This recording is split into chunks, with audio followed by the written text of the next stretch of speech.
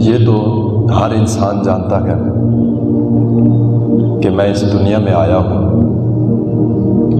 تو میں نے ایک نہ ایک دن یہاں سے جانا ہے۔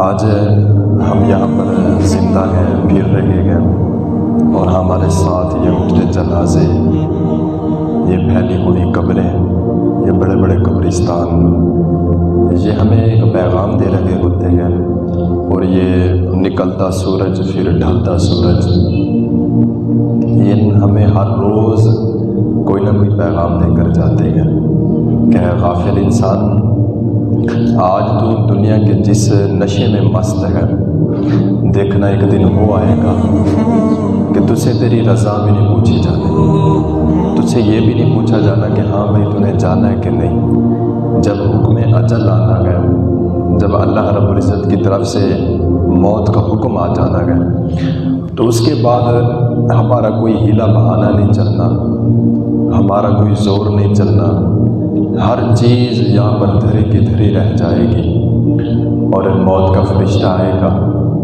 جھٹ سے ہمیں لے کر یہاں سے روانہ ہو جائے گا۔ پھر اس کے بعد کے جو مناظر ہیں، اگر وہ ہمارے سامنے ظاہر کر دیے جائیں جو ایک گنہگار بندے کے ساتھ ہوتے ہیں، تو یہ حدیث کا مفہوم ہے کہ اگر مرنے والے کے ساتھ جو معاملات قبر میں کیے جاتے ہیں، اگر اس کی ایک جھلک بھی انسانوں کو دکھائی جائے، زندہ لوگوں کو دکھائی جائے، تو وہ خوف سے بے ہوش ہو جائے۔ پھر ایک اور حدیث میں یہ الفاظ میں ملتے ہیں کہ وہ اس خوف سے اپنے رشتہ داروں کو، اپنے قریبی دوستوں کو دفنانا چھوڑ دیں۔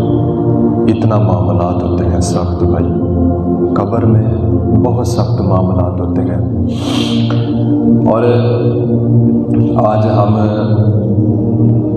اس دنیا میں رہتے ہوئے ہر چیز جوڑ رہے ہیں، اور اپنے ہی حساب سے ہم سارے معاملات طے کرتے ہیں۔ اور مجھے بتائیں بھائی کہ آج کے اس دور میں یہ کوئی بھی بندہ یہ چاہتا تو نہیں ہے کہ بھائی میں نے جس محبت کے ساتھ اپنا گھر بنایا، جس محنت کے ساتھ، اور ابھی میرے بچے چھوٹے ہیں، جوان ہیں، بچے نہیں ہیں، پیچھے کوئی معاملات ان کے سنبھالنے والا ہے یا نہیں ہے، بھائی یہ بات ہوتا ہے کہ جب موت آنی ہے، جب موت کا حکم آنا ہے، تو اس وقت کسی کا کوئی ہیلا بہانہ نہیں چلتا، اس وقت بس ہمیں جانا پڑے گا۔ جانا تو کوئی نہیں چاہتا۔ آپ مجھے بتائے نا کہ اگر کوئی بندہ ایسا فوت ہو جائے جس کے بچے بھی چھوٹے ہوں، تو اگر وہ کہے بھی صحیح تو وہاں پر تو پہلے تو حکم ہی نہیں ہے، بولنے کا جناب موقع ہی نہیں ملتا، نہیں تو کون سا ایسا بندہ ہے جو اپنے بچوں کو، اپنی بیوی کو، اپنے گھر بار کو چھوڑ کر جانا چاہتا ہو۔ لیکن جب حکم اجل آئے گا تو اس وقت جناب کسی کو کوئی موقع نہیں ملنا۔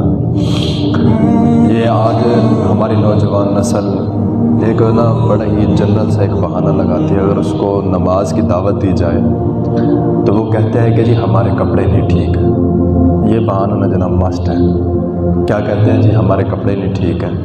اگر یہی ہماری نوجوان نسل کو ان کے دوست کہہ دیں کہ یار آج نا ذرا مری چلتے ہیں گھومنے، تو بھائی 5 منٹ بھی نہیں لگتے، کپڑے تبدیل ہو جاتے ہیں۔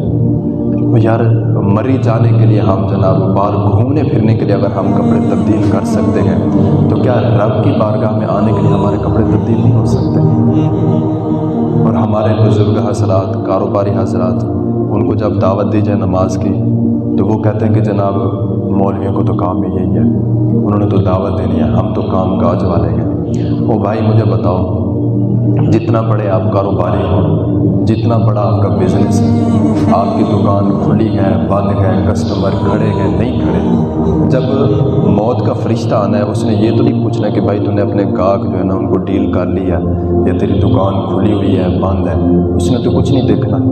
دکان کھلی ہے تو کھلی رہے گی، گاہک سودا لے رکھیں گے تو وہ لیتے رہیں گے، لیکن ہمیں جب آرڈر آئے گا ہم نے تو چلے جانا ہے۔